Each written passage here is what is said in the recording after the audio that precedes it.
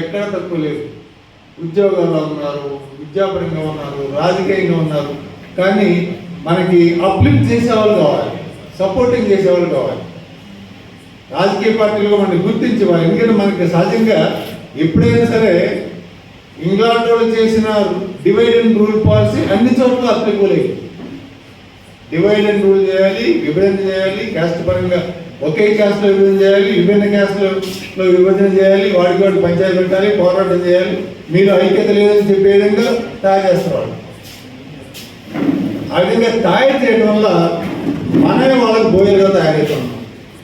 ఎక్కడైనా చూడండి, మీరు ఈ అగ్రవర్ణాల్లో జరిగే రాజకీయాల్లో గ్రామాలు కానీ ఎక్కడైనా సరే తన్నులు తినేదాంట్లో తన్నే దాంట్లో మనలు ఉంటుంది తప్ప అసలు రాజకీయ నాయకులు అసలు ఉంటాడు. అక్కడ ఒక అగ్రవర్ణ నాయకులు ఉంటాడు. అక్కడ మీరు అనాలిసిస్ తీసుకోండి. ఎక్కడైనా సరే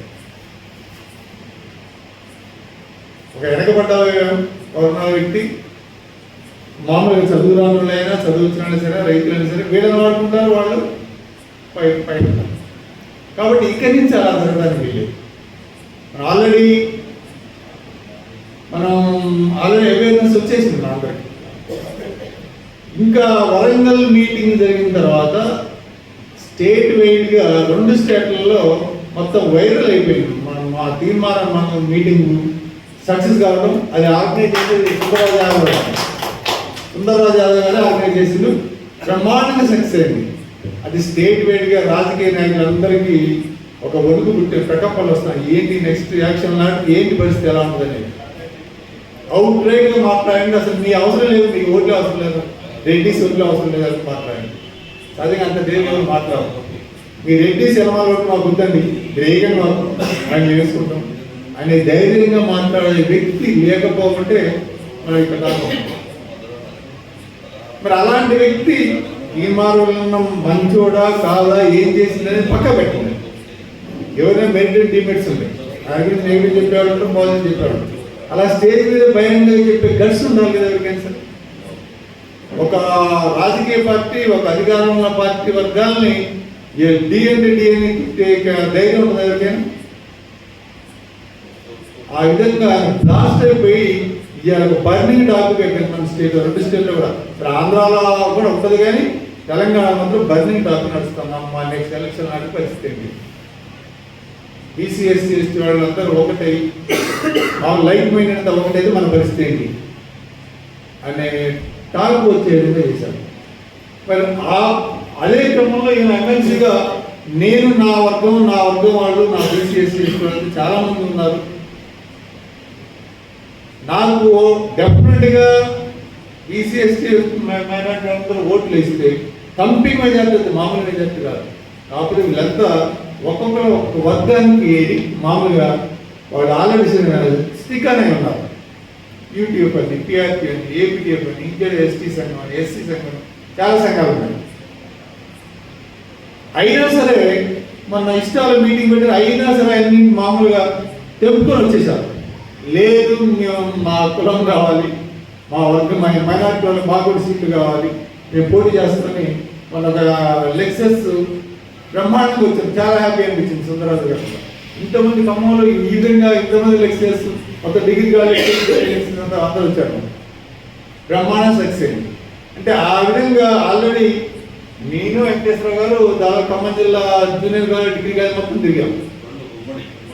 ఉమ్మడి మొత్తం అటే మా భద్రాయం, కొత్తగూడెం, ఖమ్మం దాదాపుగా జూనియర్ డిగ్రీ కాలేజీలో మా 100% మన ఫేవరెట్ ఆల్రెడీ బయటకు వచ్చేసేవాడు. వాళ్ళకి దాదాపుగా మీటింగ్ పెట్టి చెప్పేవాళ్ళు ఇది పరిస్థితి. ఎందుకంటే డిగ్రీ కాలేజ్, జూనియర్ కాలేజ్ మేధావి వర్గాల వాళ్ళు, ఉన్నత విద్యావంతులు, పూర్తి స్థాయిలో అవగాహన రాజకీయాల మీద, సబ్జెక్టు మీద, ఆర్థిక పరంగా, రాజకీయంగా, విద్యాపరంగా, మామూలుగా క్యాస్ట్ పరంగా పూర్తి అవగాహన ఉన్న వ్యక్తులు ఉంటారు. ఒక్కొక్కరు ఎంఏలు, ఎంఎస్సీలు, ఎంఈడీలు, పిహెచ్డీలు చేసే వ్యక్తులు అంతా. పిహెచ్డీ అంటే ఏదో టాప్ మీద డాక్టరేట్ చేస్తారు వాళ్ళు. అలాంటి వ్యక్తులు, పూర్తిగా అవగాహన ఉన్న వ్యక్తులు ఆ రోజు మీటింగ్ వచ్చి చక్కగా మాట్లాడారు. ఇక నుంచి మనం ఉండడానికి లేదు, బాధ్యతలు అవసరం లేదు, మన ఓట్లు అనే, సీట్లు అనే, అధికారం అందే, రాజ్యాధికారం అందే కావాలనే విధంగా ఆలోచన విధానం మనం ప్రేరేపించాం వాళ్ళు. కాబట్టి అది జరిగిన నాడు మనం ఒకళ్ళ కాడికి అడిగిపోయలేదు, మన కాడికి వాళ్ళు రాస్తాం. మొన్న మేము కూడా అవాయిడ్ అయిపోయాం. మన జనాభా లెక్కలు అనౌన్స్ చేశారు, సెన్సెస్ మొత్తం ఏ క్యాస్ట్ ఎంత ఉందని. అంటే ఇంత క్యాస్ట్ దాదాపుగా ఒక ఎస్సీ వాళ్ళు 10%, ఎస్టీ వాళ్ళు 17% చూపించారు. 10 అబోవ్ ఎస్సీ, 17% ఎస్సీ చూపించారు. ఆ తర్వాత బీసీలో ముదిరాజు అగ్రస్థానంలో ఉన్నారు, అదో యాదవులు ఉన్నారు, అదో గౌడ్స్ ఉన్నారు, అదో కాపులు ఉన్నారు, అదో పద్మశాలు. ఈ విధంగా చూసుకుంటూ పోతే ఈ కులాలన్నీ కొన్ని లక్షల ఓట్లు వెళ్ళాయి. సీట్లు వేయరు, సీట్లు లేవు. ఎమ్మెల్యే సీట్లు ఇవ్వడం ఎంతమంది ఉన్నారు? మరి ఓట్లు అనేది సీట్లు వాళ్ళే, అధికారం వాళ్ళదంటూ మనం మేమే మాకు సీట్ ఇస్తారా అయ్యా? నేను యాదసంభవం వేసుకుని 2-3 సార్లు మినిస్టర్ అడిగాను, ఒక 40 మినిట్స్. మనకి కావాల్సిన హక్కు అది, హక్కు ఇవ్వకపోగా మాకు పదవి ఇవ్వండి, మాకు ఇవ్వండి దేని నడుపుకోవడానికి పోయినా ఆ పదవి ఇస్తారా అయ్యా, మీకు సపోర్ట్ చేశాం. అంటే నెక్స్ట్ ఇది ఒక దిక్చూసి కావాలి. సుందరరాజు గారి ఎలక్షన్, అరే వీళ్ళ ఓట్లు ఇన్ని పంట ఇక్కడ గెలవడం, మనం ప్రతి ఒక్కరు పోటీ చేసి గెలవడానికి, గెలిచినా గెలవకున్నా, గెలిస్తే 100% అందరూ ఓట్లు అయితే మామూలుగా గెలిచి కంపెనీ మీద వెళ్తారు. గెలవకున్నా సరే అరే ఇన్ని ఓట్లు దాదాపుగా మన రావుతున్నాయి, బీసీ ఓట్లు వీళ్ళందరూ కలవడం ఇన్ని ఓట్లు వచ్చిన క్యాలిక్యులేషన్ ఉన్నది అన్నమాట. ఇవి నెక్స్ట్ రిఫ్లెక్ట్ అవుతుంది, నెక్స్ట్ అసెంబ్లీ ఎలక్షన్ నాడు రిఫ్లెక్ట్ అయితే ఓట్లు. ఆ రిఫ్లెక్షనే మన అధికారాన్ని మన అధికారం పెట్టిన దగ్గర కూడా నాకు వెళ్ళే అవకాశం ఉంది. ఈరోజు తెలుగు ఎక్కువ లేరు, ఎంత చెప్పినా సరే ముందు ఇక్కడ కానీ ఎక్కడ సరే క్యాస్టే రాజ్యాన్ని వెళ్తాయి, క్యాస్ట్ రాజ్యాన్ని వెళ్తాయి. క్యాస్ట్ అంతా కలిసి ఉంటే అదే జరుగుద్ది. మనకేంటే మామూలుగా కమ్యూనిస్ట్ వాళ్ళు క్యాస్ట్ ఏంటి, మనకి చదువుకున్న వాళ్ళు మనకేం క్యాస్ట్ ఉంటాం, కావాల్సిందే మనకి చదువుకున్న వాళ్ళు కావాలి. క్యాస్ట్ పేరు చెప్పి వాళ్ళు అధికారం పొందుతారు. మన్నే ఇంకే చదువుకున్న ఎంఎస్సీ బీఈడీ ఎంఈడీ చేశారు, టీచర్లు లెక్చరర్స్, మీకేంటే క్యాస్టులు, మీరు స్కూల్ మెయింటైన్ చేస్తారు, పిల్లలకి అదే చెప్తారు మీరు అని డిమారలైజ్ చేస్తారు. ఇక్కడ పడిపోతే నిజంగా మనకేది క్యాస్ట్ అందరూ ఒకటేగా, అందరం ఒకటే. ఎక్కడ అధికారాలై పదవులై ఎక్కడన్నా ఏ పదవులు ఉన్నాయి, ఏ అధికారులు చిన్న చిన్న పోస్టులు ఇచ్చి పెడుతున్నాం. అసలు మనం సీఎం పోస్ట్ మనోడు ఉండాలి, బీసీ ఒక ఎస్సీ ఉండాలి. అక్కడ ఉండాల్సి పోయి మనం ఏడాది కూర్చొని వాళ్ళ దివ్యాన్ని అనుకునే పరిస్థితి ఉంది. నెక్స్ట్ ఎలక్షన్ అంటే జరగదు, ఒక విప్లవం మాకు వచ్చేస్తుందని నేను అనుకుంటాను. ఎందుకంటే ఈ క్యాలిక్యులేషన్స్ ఆల్రెడీ మంచితో చెబుతూ రాహుల్ గాంధీ చెప్పిండో రేవంత్ రెడ్డి చేసిన లెక్కలు చేశాడు. అంటే కరెక్ట్ మీకు ఐడియా ఉంటుంది. కేసీఆర్ కూడా మేము అందరం చేసాం, ఒకే రోజు చేసినాం. మీరందరూ పార్టిసిపేట్ చేసినాం, ఒక్కరోజు చేసాం. ఆ లెక్కలు కనీసం ఓపెన్ చేయలేదు. ఏం జరిగిందో ఏం కూడుకోవడం జరిగిందో కానీ, ఎందుకంటే లెక్కలు బయటపడతాయి. క్యాస్ట్ వైజ్గా ఎవరో ఏం చేస్తారు లెక్కలు బయటపడేది, మొత్తం దాన్ని పెట్టి పెట్టాలి, అంతే ఉంది. ఇక రేవంత్ రెడ్డి గారు ఏం చేసింది, వాటిని దాదాపు అన్ని ఓపెన్ చేసి పడేసి 100% యాక్యురేటా కాదా అనేది తప్ప మ్యాక్సిమం నాకు తెలిసి అయితే ఈ కరెక్ట్ లెక్కలే. కొంచెం మామూలుగా లేని వాళ్ళకి దానికి యాడ్ అయింది కావచ్చు తప్ప ఆ లెక్కలు కరెక్ట్ అయ్యింది. ఆ లెక్కలు అనమాట. కాబట్టి మనం మీరు కానీ మీ మిత్రులు కానీ ఈచ్ వన్ క్యాచ్ ఉన్నారు. మీరు ఒక్కరు మీకు ఎక్కడ అవకాశం ఉంటే వాళ్ళకి ఓటు సుందరరాజు గారికి ఓటు ఏర్పాటు చేయండి. ప్రథమ ప్రాధాన్యత ఓటేయండి, లేదా రెండో ప్రాధాన్యత ఓటేయండి. మీ చుట్టాలు చెప్పండి, మీ ఫ్రెండ్స్కి చెప్పండి, మన సన్నిహితులు చెప్పండి, ఓటుల కుటుంబ సభ్యులతో చెప్పండి. ఈ ఓటు ఏమైతే రేపు మనకి రిఫ్లెక్షన్ అవుతుంది. అసెంబ్లీ ఎలక్షన్ నాటికి అది పిక్చర్ కనపడుతుంది. అమ్మాయి వీళ్ళకి చేయడం మాత్రం పుట్టగలుగుతుందనే పరిస్థితి వస్తుంది. ఇంకో విషయం ఏంటంటే ఆల్రెడీ ఎస్సీ ఎస్టీ వాళ్ళకి రిజర్వ్ సీట్లు ఉన్నాయి. బీసీ వాళ్ళకు ఉన్నాయా సీట్లు? బీసీ సీట్లు కూడా ఖమ్మం జిల్లాలో బీసీ వాళ్ళు లేరని ఎంతమంది ఉన్నారు? 3 కాన్స్టిట్యూషన్ జనరల్ కాన్స్టిట్యూషన్, ఒకటి తుమ్మనాథన్ గారు, ఒకటి పొంగేటి శ్రీనివాసరెడ్డి గారు, ఒక ఆయన కొత్తగూడెం కొరంగల్ సాంబశివరావు గారు. 2 ఖమ్మం, 1 రెడ్డి. మీతో మొత్తం ఓట్లేసింది వరకు బీసీ వాళ్ళని ఓట్లేసారా లేదా? మనం ఉన్నాం. అలా ఒక్కసారి ఆలోచించండి, ఎంత అన్యాయం జరుగుతుందో మనకి.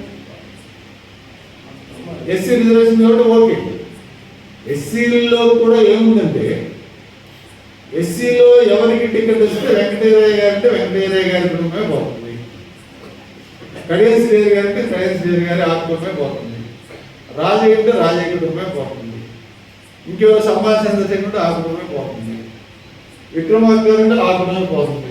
ఇంకొకటి వచ్చే అవకాశం ఉంది ఎస్సీలో.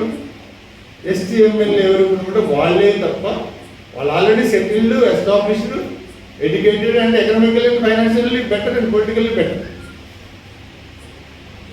ప్లస్ ఇంకొకటి వచ్చే అవకాశం ఉందా లేదు. ఇంకొక ఎస్సీ నాకు బట్టి విక్రమార్క గారు కాదని ఇంకొకటి ఇస్తారా? ఆ ఛాన్స్ ఉందా? కన్జ్యూమ్ కాకుండా. చిన్న ఎగ్జాంపుల్, కడియం మామూలుగా రాజకీయ టికెట్ వేయలేము.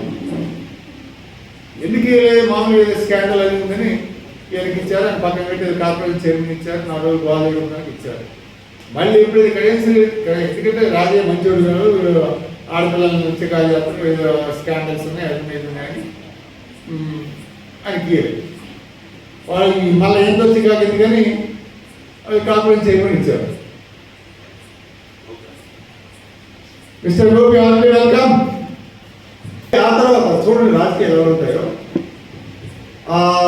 రాజయ్యకి ఎప్పుడైతే కెడెన్స్ కాంగ్రెస్కి ఎప్పుడైతే వచ్చారో ఏంటంటే, మన ఓట్లు కానీ టీచర్స్ కానీ ప్రైవేట్ స్కూల్స్ కానీ, ప్రైవేట్ స్కూల్లో ఉన్న ఎగ్జిక్యూటివ్ టీచర్స్ ఏదైతే ఉంటున్నాయో గవర్నమెంట్ మీకు అందుబాటులో ఉన్న ప్రతి ఒక్కరు దయచేసి చెప్పండి, విడమని చెప్పండి, ఈ ఒక్కసారి సంఘాన్ని పక్కన పెట్టండి, మీ అభిమాన సంఘాలు ఏమైనా పక్కన పెట్టండి. ఈ ఒక్కసారిగా మనకి నెక్స్ట్ టైంలో మనం ఇంకో పొజిషన్ ఉంటాం. ఈ రిఫ్లెక్షన్ నెక్స్ట్ స్టేట్ ఎలక్షన్లో పడుతుంది. దయచేసి మీరందరూ ఏమాత్రం అవకాశం ఉన్నా మన బంధువులకి, ఫ్రెండ్స్కి అందరికీ చెప్పి సుందరరాజు గారికి ఓటు వేసిందిగా మనసారి కోరుకుంటాను. నెక్స్ట్ ఇంకోటి కూడా ముందు చెప్తాను, నెక్స్ట్ ఇప్పుడు ఎలక్షన్స్ గెలిచిన ఓడినా నెక్స్ట్ ఏదో పార్టీని పిలిచి ఎమ్మెల్యే టికెట్ సర్కులు గుర్తుపెట్టుకోండి. డెఫినెట్గా ఈ పోరాటంలో నెక్స్ట్ ఏ పార్టీ అయినా సరే ఆయనకి ఎమ్మెల్యే టికెట్ ఇవ్వడం గ్యారంటీ, వరంగల్లో ఏదో ఒకటి గెలవడం గ్యారంటీ, గవర్నమెంట్లో మినిస్టర్ అయ్యి కూడా గ్యారంటీ. అది నేను గెస్ట్ 100% జరిగే కార్యక్రమం. కాబట్టి ఈ సమావేశం అందరికీ